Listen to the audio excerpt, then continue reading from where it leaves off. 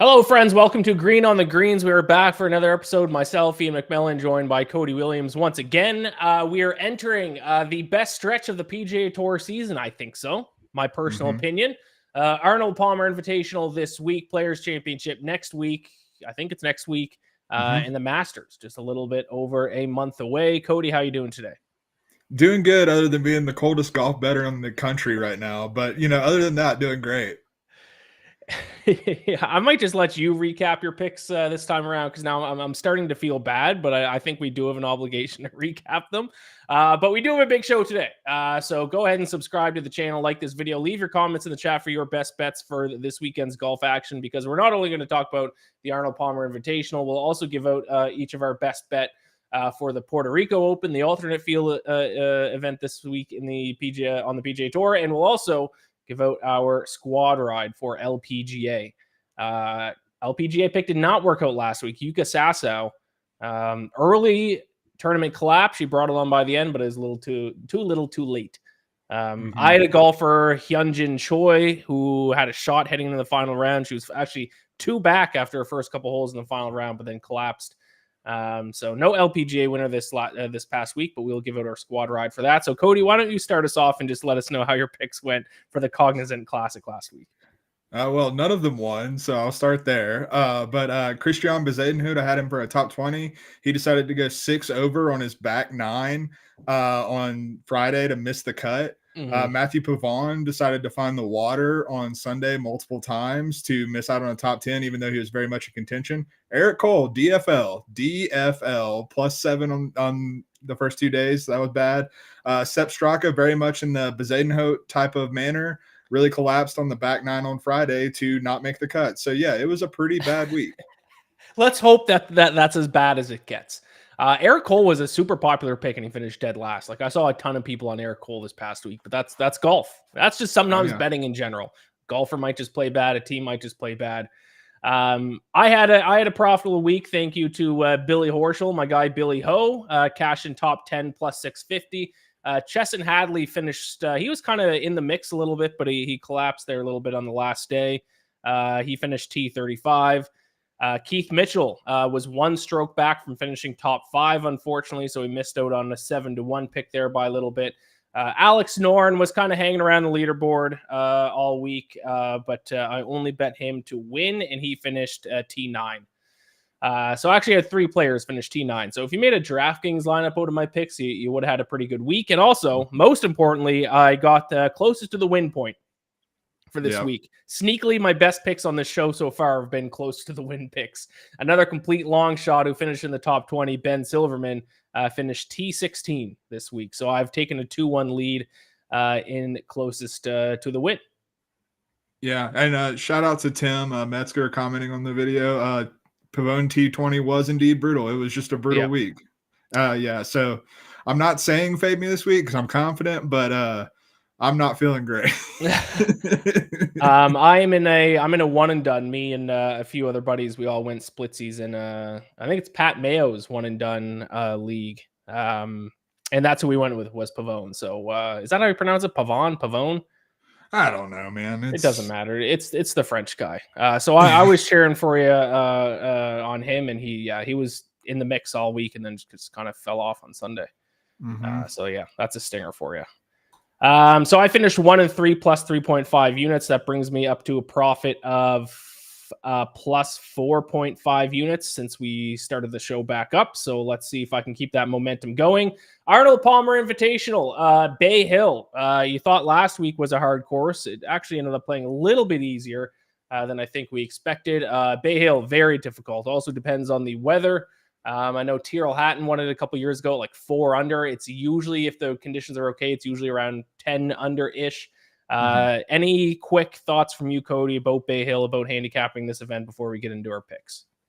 Yeah, so it's one of those courses where the rough is super penal, but I'm not necessarily looking for driving accuracy as much as I am as driving distance, because what normally goes with driving distance is club head speed. And that's the big key to play out of the rough. And like, this rough is not unplayably deep. It's not like, peak US Open rough where you can't play out of it. So like, if you have someone who's really good with driving distance, I tend to favor that a little bit more than accuracy, because if they're in the rough, they can still, get their approach onto these greens, which these greens are playable. These greens are not very difficult greens. They're flat, and, the Bermuda, if you putt well in Bermuda, you're going to have a pretty decent time there. So, yeah, that's kind of where I'm looking at, is club head speed is a big factor this week. Yep, I'm taking a peek at bogey avoidance a little bit this week as well, scrambling. But yeah, it is certainly a ball strikers event here. Yeah, all right, I like it. We got a lot of picks to get through with Puerto Rico and LPGA for us to talk about as well. So let's get into it. Top 20 for this week for you. Top 20. I'm going with a name that we heard a couple weeks back at the Mexico Open, Sammy Valimaki, the Finnish guy. Like I said, he came up short against Jake Knapp in the Mexico Open, but still finished top 5. I believe he finished runner-up, if I'm not mistaken. But he came up with and he missed the cut last week at Cognizant. But he gained ball striking both rounds, and his putter kind of just went ice cold, and his around the green play wasn't that great. But his ball striking has been kind of the constant force for him. And like you said, this is a ball striker's course. In 9 of his last 10 rounds that he's played, he's gained ball striking. So that's looking really good. Another area where I'm kind of targeting statistically this week is proximity from 200 plus yards out, because this is a long golf course. He's tied for 9th in the PGA Tour this season from that distance. So I think with his length off the tee, he averages, I think, like 298, 300 yards off the tee.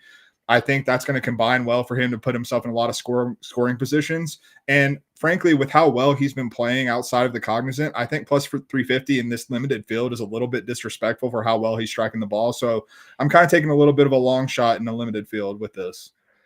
Yeah, I like it. Yeah, one thing we didn't mention there before we got into the picks, I think I read that this course, Bay Hill, has the most approach shots of over 200 yards of any PGA Tour course. If it's not the most, it's up there. So definitely long irons, long approach guys are guys that we're going to want to target this week as well. So yeah, I like it. You're not too concerned about his miscut last week? No, not at all. Because, I mean, as long as he's still striking the ball well, that's really right. Like if he had not, been gaining on approach and with the driver, I would be much more concerned than, him going cold with the putter. Yeah, I agree with that. This week, so the past couple of weeks, I've been targeting a lot of long shots, and it's actually worked out well for me. But I have a theory that this week things start to change, Cody. I think we're going to see the top dog show up. I think we're going to see one of like the top 5 guys on the odds list win. So my picks kind of reflect that. I do not have long shots like I have a couple of weeks, including my top 20 pick, only plus 140 to finish in the top 20.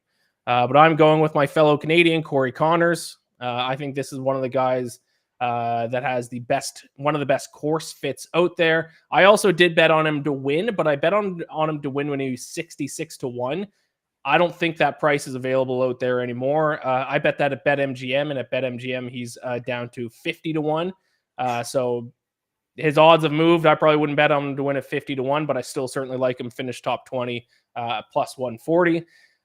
He enters the week ranking 3rd on tour and 1st in the field in ball striking, 9th in approach proximity from 200 plus yards. Also had decent success at Bay Hill. He finished 3rd here in 2021, 11th and 21st the past 2 seasons.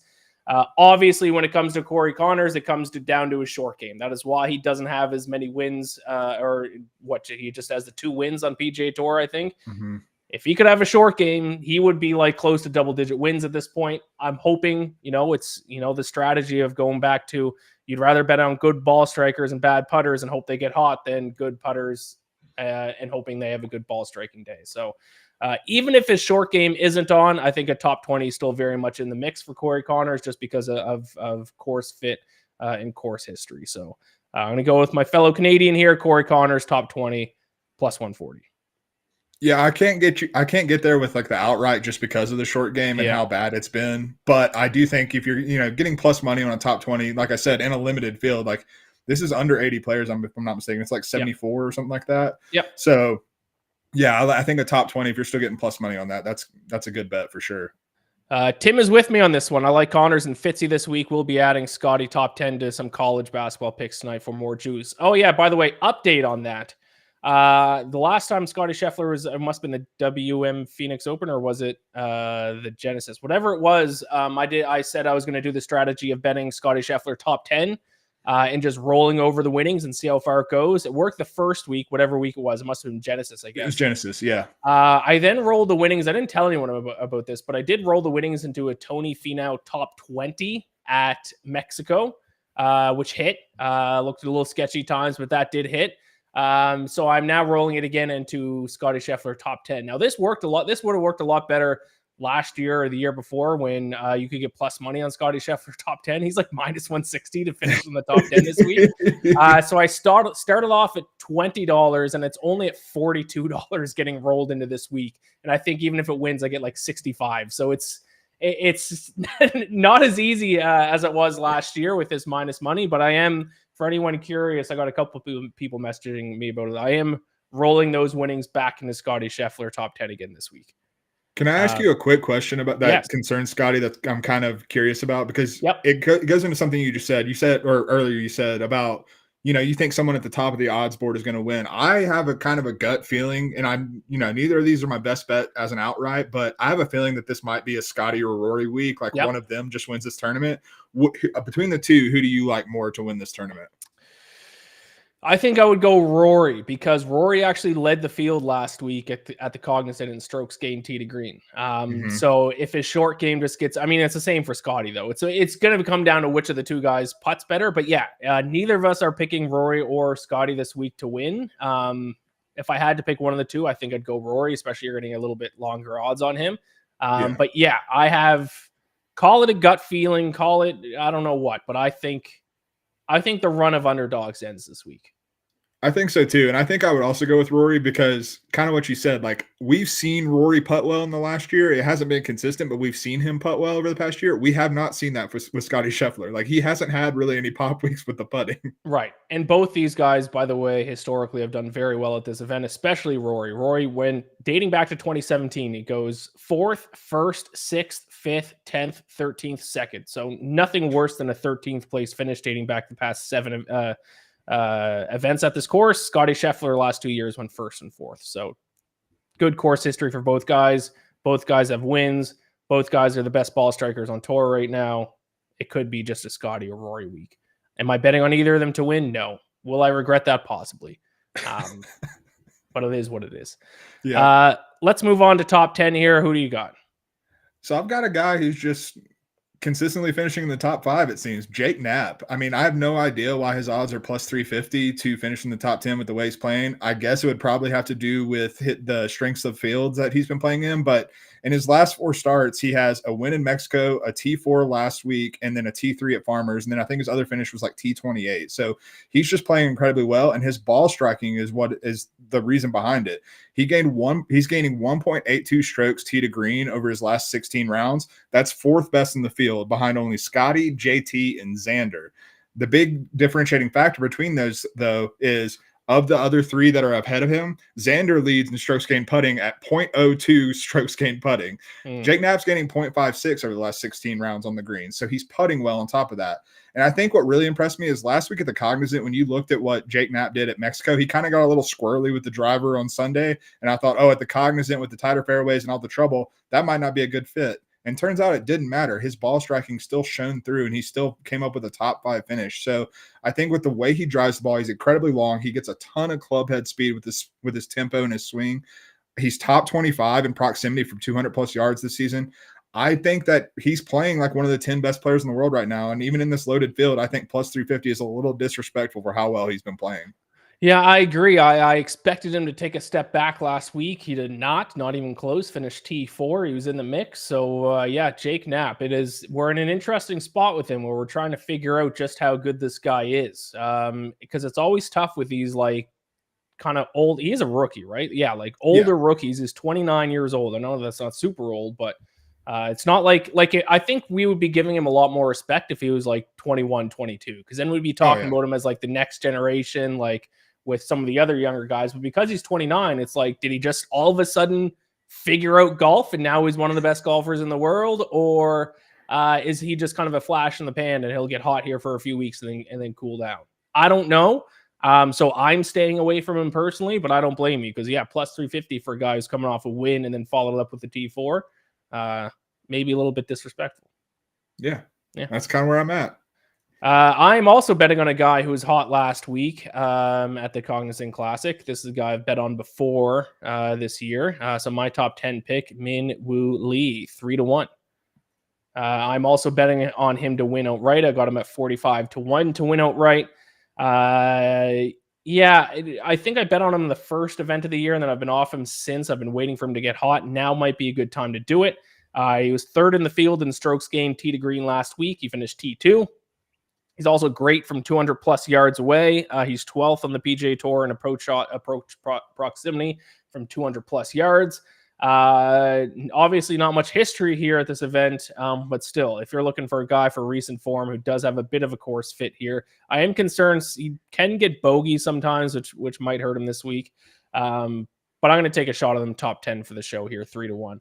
I will also say my strategy last week of just betting on guys who ranked high in bogey avoidance, while it did kind of work out. I mean, I did hit Billy Horschel top 10 and everyone else was at least made the cut and kind of in contention.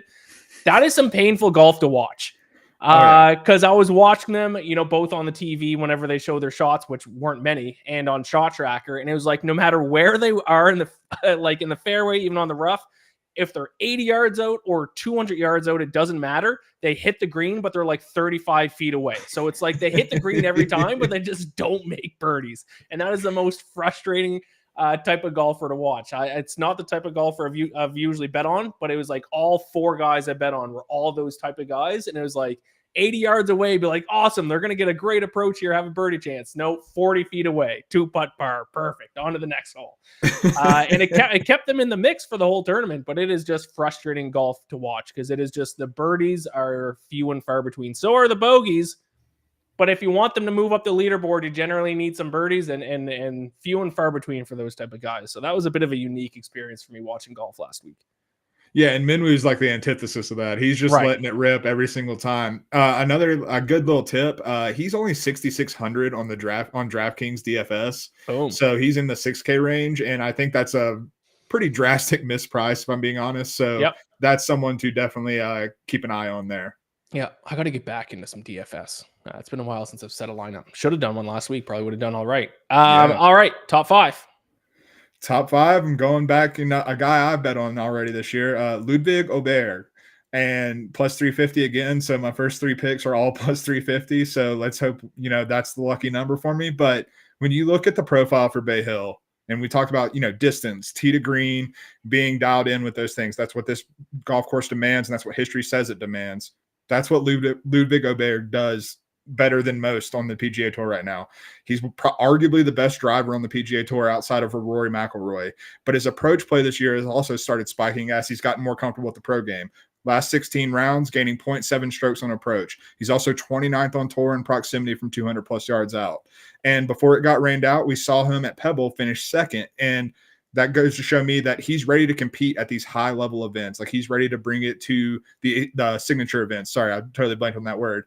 Beyond that, as an amateur last year, he was T24 at the API. So he already played well at this course when he was an amateur and before he got into the rhythm of the pro game. So I think it's all lining up for a very big week for him. I honestly very much considered him as an outright, but because of the lack of experience, I just settled on the top 5, but he's someone who I'm thinking really highly of going into this week. Yeah, I like that pick. Obviously, great course fit. I struggle with Ludwig. I don't think I've ever bet on him just because, I keep looking at his price and I just can't get there with his current odds. I keep convincing myself that he is overpriced, but then he continues to post finishes that prove that he's actually not being overpriced. I mean, T19, right. Second place, T9. So it's no, he's not actually overpriced. He is priced correctly, but I keep not betting on him because I look at him and go, oh, he's just overpriced. I don't want to bet on him. So Ludwig is just one of those guys that for now, I'm just going to stay away. So I'm glad one of us is betting on him at least. Yeah, it's such a rapid ascension. So I don't think your mentality is wrong because he went from being, plus 60-1 or something like that to now he's one of the, top 10 on the odds board. Right. And I have a little bit of PTSD from Tom Kim last year because Tom Kim was like Ludwig was, and I was betting on him a lot early in the year and he just kind of fell off a bit. Still obviously good, but he was a case that where he was being overpriced. So I keep comparing Ludwig probably unfairly to how Tom Kim was in the betting market last year. But I'm glad one of us is betting on him for sure. My top 5 pick guy I bet on earlier this season as well. Sam Burns, top 5 plus 375. I think he's a little bit undervalued in the betting market this week. I found him 20-1, I believe, or might have even been 22-1 to win this week as well. Leads the PGA Tour in bogey avoidance. Great ball striker, everything that you kind of want for this event. He did miss the cut here last year, but he finished 9th the year before, so he has had at least some success. And I think, I don't have it in front of me, but I think this time last year, like Sam Burns just kind of hit a cold streak for a couple months and just wasn't playing good golf. He was awful on approach this time last year, if I remember correctly. Yeah, I believe that is correct. Certainly not the case now. Last 4 starts, T6, 10th, T3, T10. So he is striking the ball well. He's actually putting the ball well as well. So great distance off the tee. He's been accurate the past couple weeks off the tee as well. So I like this for a top 5 plus 375. Burnsy. Our top 5 picks kind of mirror each other because I have a really hard time betting on Sam Burns because sometimes the numbers just don't look attractive enough to me. But the finishes and like his profile obviously are working out. So it's just someone who I have a hard time pulling the trigger on. So, we're kind of mirroring one another, me with Ludwig and you with Sam Burns. And Sam Burns is actually available outright if you're interested. FanDuel at 25-1. I think that's a pretty good price for him if we want to bet him outright as well. I might just add that outright to my card. There you go. Let's move on to our pick to win the Arnold Palmer Invitational. I want to see if I can make this dramatic here. Oh no, that's just me. How do I make it so it's you? Don't know. I was going to make it dramatic for your pick to win. Don't know how. Go ahead. Give me your pick to win this week. You are going all Scandinavia. Oh, yeah. With Jake Knapp, the honorary Scandinavian, obviously mixed in there. But I'm going with Viktor Hovland, man. Plus 1,600. I think we're getting a little bit of value because of his slow start to 2024. He hasn't played particularly well. And the shocking part was at the Century in Pebble Beach, his approach play really struggled. And that's kind of the DNA of Viktor Hovland, is being a ball striker. But at the Genesis, I started to see the trend line that I'm looking for. And if you remember going into the Genesis, I had Will Zalatoris for a top 20 when I should have been more aggressive with that because he started trending and shaking off the rust. I think Hovland's been shaking off the rust as well. And so at the Genesis, he gained on approach in 3 of 4 rounds, and he also gained ball striking in all 4 rounds. So he started driving the ball better and started playing on approach better. His last 2 starts here, great history. He was T10 last year and the runner-up in 2022. He's also putted well here. He's gained putting in the past 2 years, gained strokes putting in the past 2 years here as well. I think that his around the green play, though it has been a little shaky, we saw it improve over the past calendar year to a point where I think he can still finish very strongly here. He finished T10 last year while losing strokes around the green. I don't think he's going to lose strokes around the green with how he's improved in that area. And so I think as he's trending, I think this might be a good price to get him just slightly early based on his 2024 form so far. Yeah, I see where you're coming from. I am just cautious with him because of that form. But I mean, he has improved, at least his last start of the Genesis. So yeah, it is an interesting play because this should be a great course fit for him. Success here the past 2 years, 10th and 2nd place the year before. It all makes sense. I personally want to wait another week or so before I'm just quite ready to jump on the Viktor train. But like you said, maybe now's the time to do it because of not great form recently. So it's an interesting. I think he opened up at 12-1, and then and then yesterday or later yesterday he was 16-1. So like the price went up, like you got a better price as the day went on. So I think like I said, you're right. It's probably smarter to wait a little bit and plan for a top 10 or a top 5 in the near future, like at the Players if he plays well this week. But I do think that if you're trying to get it early, this is a good price to do so because he's only going to get shorter odds from here on out if he plays well. Yep. I certainly agree with that. Now, you sent me your picks, and I said you're Team Scandinavia this week. I went to go bet a prop bet for who would finish as the top Scandinavian, and Välimäki not listed. So I went down a rabbit hole completely off topic. Finland, I guess, isn't considered a Scandinavian country. How so? By some resources. But then Wikipedia says it does.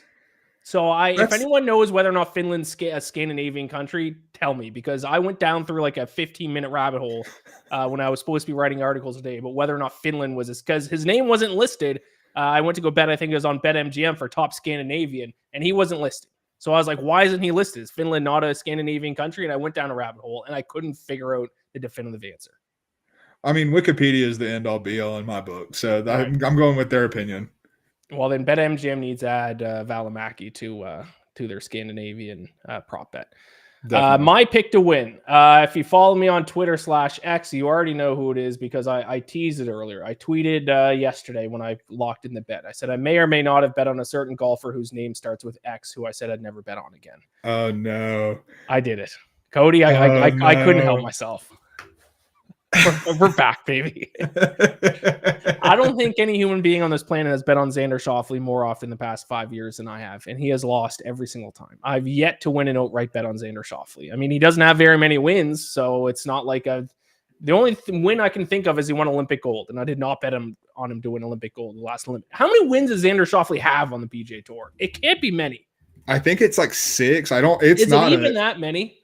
I'm looking it up right now, and I'm also going to tell you he has 7 PGA Tour wins. That's shocking. I've not been on him for any of them. And the last one was the 2022 Scottish Open. Yeah, I guess that is a co-PGA Tour event. I guess that is technically. But then he won Trout. Yeah, I do remember when he won Trout. I've bet on him so many times the past 5 years, and I've yet to win an outright winner on him. I said this year, especially after the Ryder Cup, I didn't like how he handle himself at the Ryder Cup. I went on record saying I was done betting on Xander Schley, but then I was looking at the numbers this week and I can't resist. He seems like the perfect bet this week. Ball striking and approach shots from 200 plus, 13th in ball striking, 3rd on tour, and 1st in the field in approach proximity from 200 plus yards this season.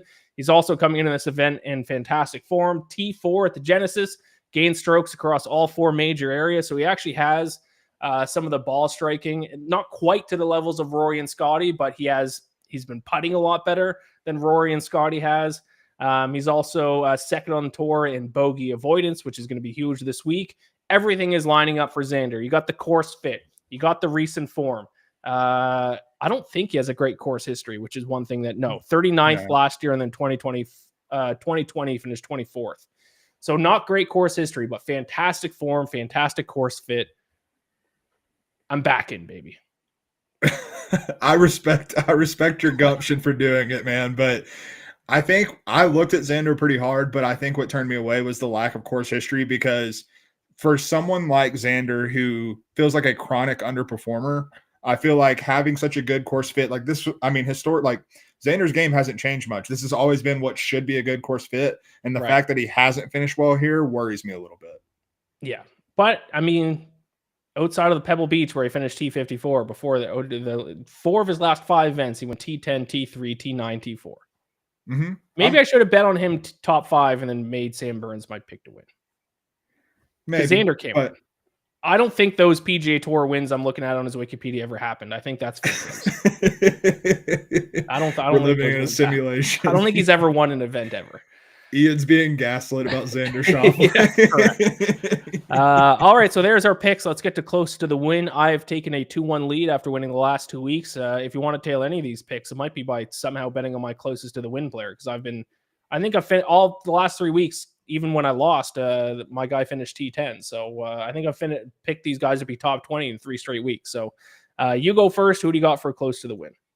Yeah, you got me shaking in my boots a little bit, but I'm going with Taylor Moore. He's at 250 to 1, so I went pretty far down the odds board, but he has 2 starts here, T39 and T42, so pretty decent course history for someone who's going to be this far down the odds board. He's top 40 on tour in proximity from 200 yards away, above average length off the tee. He's gaining on approach over his last 16 rounds, almost a half stroke, and he's in decent form, 3 top 40s and 5 starts this year, no missed cuts. So I think he's just been a pretty steady golfer who has played pretty steady at this course. So that's kind of where I'm looking. All right, Taylor Moore, 250 to 1 to be your close to the win pick. I'm going to go with Patrick Rogers as my close to the win pick. Did you already pick him once this year? Not yet, no. Yeah, coming off a T6 at the Mexico Open. He also had a strong finish here last year, I believe. Nope, but he did finish 7th here back in 2017. Missed the cut here last year, though, but he is coming. Actually, he's had a pretty solid start to 2024. T14 at the Century, T24 at the Sony Open, T9 at the Farmers Insurance, and then T6 at the Mexico Open. So To be honest, I struggled actually to find a guy that I like for close to the win this week. Patrick Rogers, long off the tee as well. Decent. I think he's 25th in bogey avoidance. He checked enough boxes. He's going to be my pick this week. I mean, Patrick Rogers, for those who don't know, he was one of those guys coming out of college who was supposed to be one of the next big things, and it just kind of never happened for him. But the talent is, like, when you watch him when he's on, his talent is unbelievable. Yeah, absolutely.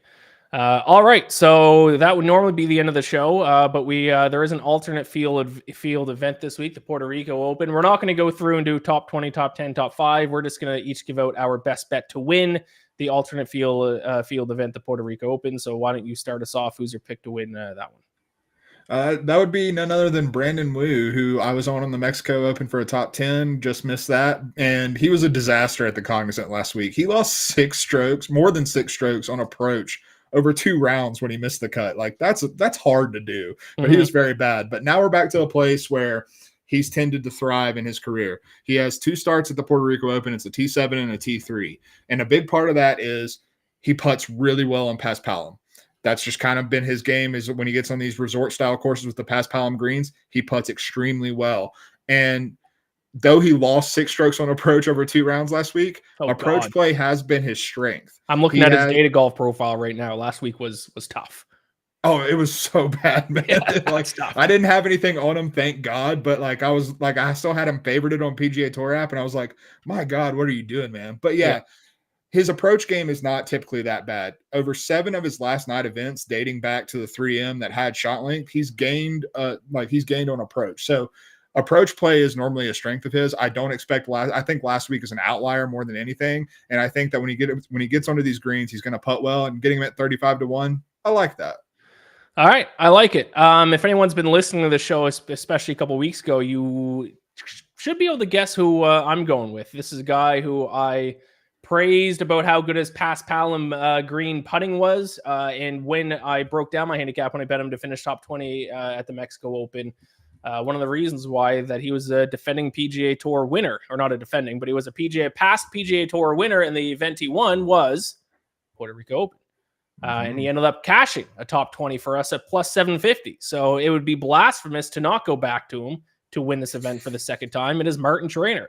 And he was available at 80-1. I don't know if the 80-1 number is still out there. Some sports books have him as short as like 60-1. Let me see if I can find. I think it was DraftKings I bet it at 80-1. That was the best number, and I think other places had like 60-1, 66-1.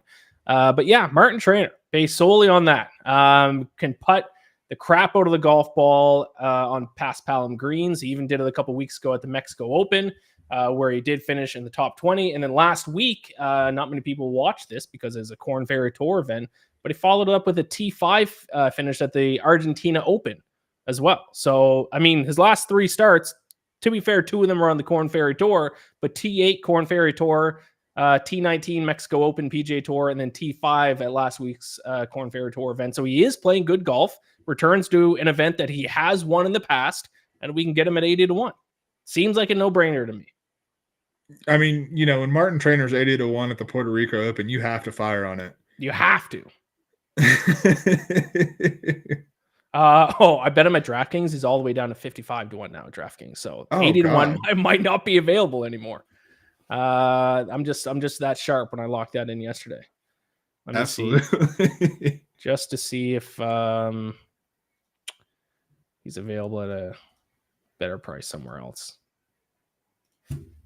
I'm going to look that up. Why don't we finish off here with LPGA? We're going to do squad rides for LPGA. I do my picks for LPGA first thing Tuesday morning, and then Cody, you look at yours, and then if we agree on one, we're going to give it a squad ride. We did last week. Yuka Sasa let us down a little bit, too late from her. But we do have one that we like again this week. So why don't you talk that while I try to see where the best odds for Martin Traynor are. Yeah, so this is Blue Bay, I believe is the name of the event. It's over in China this week on the LPGA, and we're going with Albain Valenzuela. I believe I'm saying that correctly. Yep. And she is 66-1. When you look at her tee to green numbers, should not be. She is right up there on the LPGA season in terms of strokes gained tee to green with like your Nelly Quarters, like the big names that you expect. Patty T, I believe, is up there as well. So she's right up there. Her short game has been a bit of a disaster. I believe it was last week. But I think that when you have that tee to green profile, all you need is one hot week. And this is another course where length and tee to green is going to be super crucial. So I think if we just get the putter to about average, she is great value at 66-1. Yeah, I agree. I did bet on her. That was. I didn't give out that pick on the show last week, but I was on Valenzuela last week as well. But yeah, her putting was horrific last week. She lost 7.54 strokes putting last week, 1.34 strokes around the green. Her short game was terrible, but it was good a couple 2 weeks ago when she finished second place to Patty T. But yeah, we are, like you mentioned, we are getting a golfer at 66-1 odds who is third in the field in strokes gained tee to green at plus 9.31, second in the field in strokes gained approach at 9+29. If there is a PGA Tour event where a top 3 golfer in strokes gained tee to green was 66-1, every single person on the planet would be betting on them. Yep. Like if you look at strokes gained tee to green right now in the PGA Tour, it's Scotty Sheffler. It's, I don't know if Rory's top 3 right now, but it's the big name guys who are the top 3. So yeah, we certainly need Valenzuela to putt a little bit better this week, but it's not even that strong of a field. There are certainly some good golfers here, but like Nelly Quarter's not playing, Brooke Henderson's not playing again. There is Lilia Vu's golfing here, Lydia Ko, like there are Celine Boutier. There are some good golfers here, but it's probably an average to below average field. So the fact we can get Valenzuela, a top 3 ball striker on the LPGA at 66-1 is you have to bet it. You have absolutely must. This is the kind of thing that I'm talking about when I think there's an edge in LPGA, because like I'll look at a week and I'll handicap and it'll be like one of the best ball strikers in the field this week is at this kind of a price. So it's a no-brainer for me. Yeah, absolutely. I did find Martin Traynor at 66-1 at BetMGM to win the Puerto Rico Open. That's probably going to be the best price. I don't think you're going to find any more 80-1s, but that's the benefit of me placing some of these bets on Monday. Let's get to the chat here, and then we'll close out the show. First, got to get rid of that. Trying to produce the show while I'm on it. Here we go.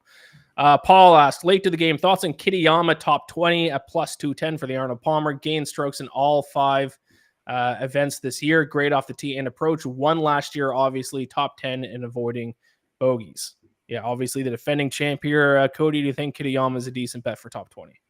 For top 20, absolutely. That's probably as aggressive as I would go with it, just because Kitayama's form can be a little erratic, even though it not necessarily has been this year. But I do think that it's obviously a good course fit, and he is he's a tee to green maven. That's kind of what he does, and his putter kind of comes and goes. So I think that this is a really good fit, and those are nice odds for last year's winner for just a top 20.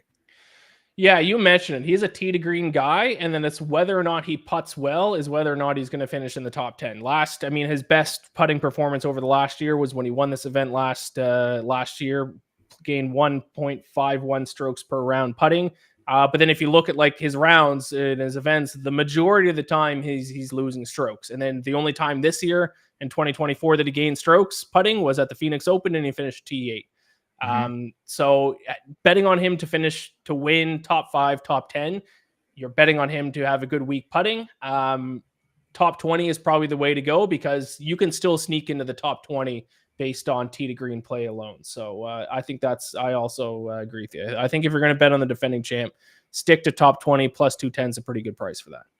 Yeah, it's honestly very similar to your Corey Connors top 20 bet. Honestly, like it's the exact same profile, as long as they can finish in the top 20 just based on their ball striking alone. Yeah. Tim asked, sneak in your best college hoops pick of the day. I've not looked at any college basketball today, unfortunately. I have not. I'm going to go Florida minus 1.5. Florida minus 1.5 hosting Alabama. Done. There you go. Toss that in with Scotty top 10. That's on Cody, by the way. I'd like the record to show. That was not me. That was Cody. So if it loses, go tweet at him. To be clear, I haven't handicapped any of the college basketball slate for today. That was just the first line I saw that I liked. Yeah, I've been too busy with other stuff today. I haven't been able to get to college basketball, unfortunately. But if you go check out Reed Wallach's articles in BetSide, he'll have some his daily dunk article. He'll have his best college basketball picks there. Pick one of those, and you're probably better off. And do you still put out an article with your 3 outrights for the week? Yes, both in PGA and LPGA. Head over to fansided.com/betsided. If you go to the golf section, you will find those. I tweeted out earlier today my LPGA article, so I am on Valenzuela. I also have a pick that's 28-1 and a pick that's 80-1. But just because I want to get some clicks on my article for selfish reasons, and so I can keep a job. If you want those picks, the name of those picks, then you're going to have to go to fansided.com/betsided.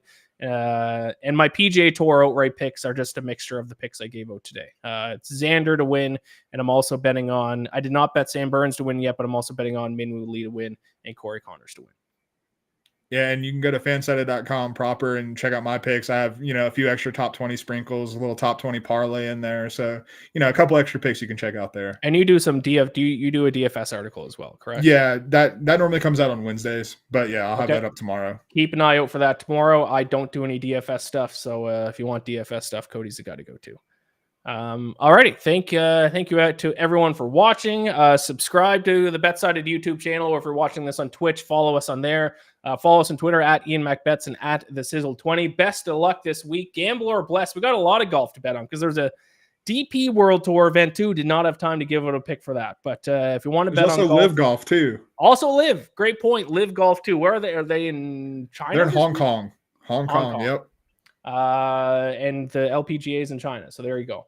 Lots of golf to bet on this week. Best of luck with all your golf bets. And we will talk to you again next week for the Players, correct?